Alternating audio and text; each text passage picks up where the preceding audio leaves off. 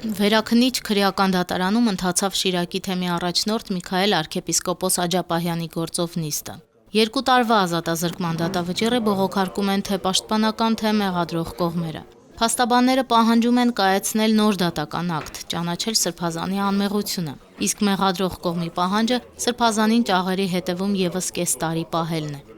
Սրբազան հորը մեղադրանք է ներկայացվել իշխանությունը զավթելու կոչի համար։ Փաստաբանները սակայն պնդում են, որ Շիրակի թեմի առաջնորդի նկատմամբ բացահայտ քաղաքական հետապնդում է իրականացվում։ Հիմա եթե մենք վախենում ենք ոչերից, այսպես ասած, դա էլ որոշակի չի, բայց ուշադրում ենք, ենթադրում ենք, որ նոր հանցանք ասածը, այսպես ասած, ոչերն է, հա? Սա ուղիղ պատիժ է խոսքի համար։ Այսինքն մենք անձին պատժում ենք իր համոզմունքին հավատարիմ մնալու, զսպում ենք անձի ազատ խոսքը եւ ոչ թե բարույթի հետ կապում ենք, ասում կալանավոր ենք, որ հանգարց ինչ-որ բան չասես, ոչ չանես։ Կապը հասկանում ենք, չէ՞ որ չէ։ Պարզապես վերացական ասում ենք նոր ինքնուրույն հանցանք է հնարավոր կատարվի, եթե նույնիսկ կատարվի նոր ինքնուրույն հանցանքի համար, կա նոր ինքնուրույն քրեական հետապնդում։ Այս բարույթի անվտանգությունը ոչինչ չի սպառել։ Հետևաբար կալանքի շարունակական պահելը սա արդեն վերածվում է հալածանքի։ Իրականում աբսուրդ բողոք է, որովհետև իրենք ընդամենը 6 ամսվա խնդիր են բարձրացնում, բայց օրենքը ասում է պատժաչափի մասով բողոք կարող ես ներկայացնել, եթե ակնհայտ մեղմ է պատիժը։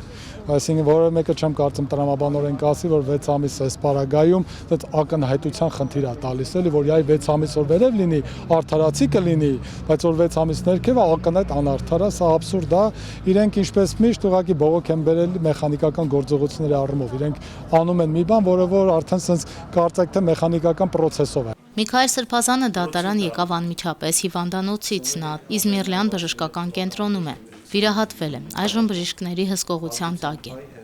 Դատական նիստի սկզբում փաստաբանները նախագահող դատավոր Էդգար Մանասյանին բացարկի միջնորդություն ներկայացրին։ Պատճառն ըստ փաստաբանների տվյալ գործով դատախազ Վահան Հարությունյանի հետ դատավորի ունեցած ընկերական կապն է, ինչը կարող է բացասաբար ազդել գործի անաչառ քննության վրա։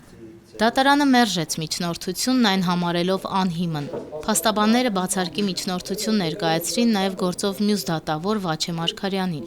Բանն այն է, որ Մարգարյանը Սրբազանի գործով սկզբնական կալանքը կիրառելու որոշում կայացնող դատավորներից է։ Այսինքն վերաքննիչ դատարանում մենք վիճարկում ենք այն, ինչի նկատմամբ Վաչե Մարգարյանն արդեն հայտնել է իր դիրքորոշումը։ Հետևաբար հիմա չի կարող այլ դիրքորոշում հայտնել, համոզված է Երեմ Սարգսյանը։ Դատավոր Վաչե Մարգարյանը մերժեց պաշտպանների միջնորդությունը, նշելով, որ նախորդ որոշումը եղել է միջդատական վարույթում։ Միքայել Սրբազանի գործի առաջին օրվանից մենք ընտրովի արդարադատության ջիրաններում ենք։ Ամեն ինչ ընտրովի է կատարվում եւ դա քաղաքական հետապնդման ամենավառ դրսեւորումն է։ Ինչպես գիտեք, երկրի վարչապետը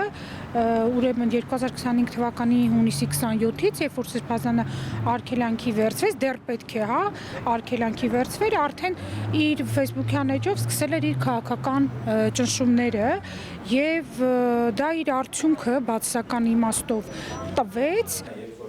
Փաստաբանները միջնորդեցին քննել Սրբազանի կալանքի խափանման միջոցը։ Ռոման Ահարոնյանը հիմնավորեց, որ Շիրակի թեմի առաջնորդի նկատմամբ կալանքը կիրառվել է որպես պատիժ։ Սրբազանին նոր վիրահատություն է հարկավոր, հայտնեցին փաստաբանները։ Այն նշանակված է փետրվարի 10-ին։ Փաստաբանները arczepiskoposին հիվանդանոցից բանտախուց, ապա նորից հիվանդանոց տեղափոխելը ծայրահեղ միջոց են համարում։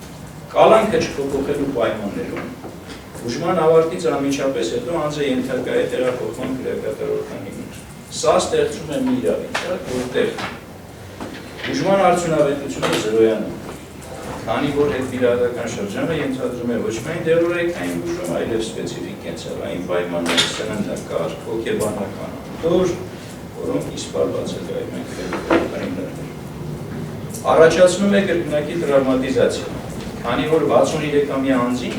ով դեռ գտնվում է ֆիզիկական ապակինման փուլում, վերադարձնելը ճաղերի հետև, որտեղ անգամ տարրական հիգիենան ստերիլությունը խնդրալուց է։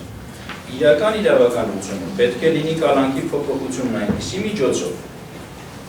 որը թույլ կտա անձին ապակինվել տնային պայմաններում առանց վտանգելու նրա առողջությունը եւ առանց վերացելու արդարադատությունը ֆիզիկական հաշվի առնելու։ Մեր ամենամեծ ակնկալիքով խափամամիջոցը ընդհանրապես կվերացնի,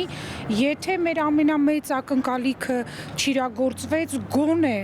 քրեադատավարական հարկադրանքի մյուս միջոցները, ինչպիսիք են տնային կալանքը, վարչական հսկողությունը, բացակայելու արգելքը, համակցված գրավով, դա նույնպես կիրառելի է եւ գուցե դա կիրառման այդ ուրեմն խափամամիջոցների կիրառման հնարավորությունը առաջանա, ամեն դեպքում հասկանալի է, որ կոլեգիալ մարմնի փոխարեն